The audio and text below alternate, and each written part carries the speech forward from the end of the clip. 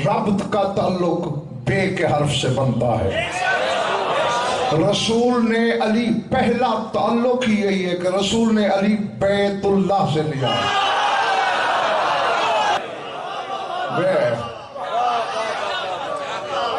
पहली इंसानी जंग जो अली ने लड़ी वो बद्र है।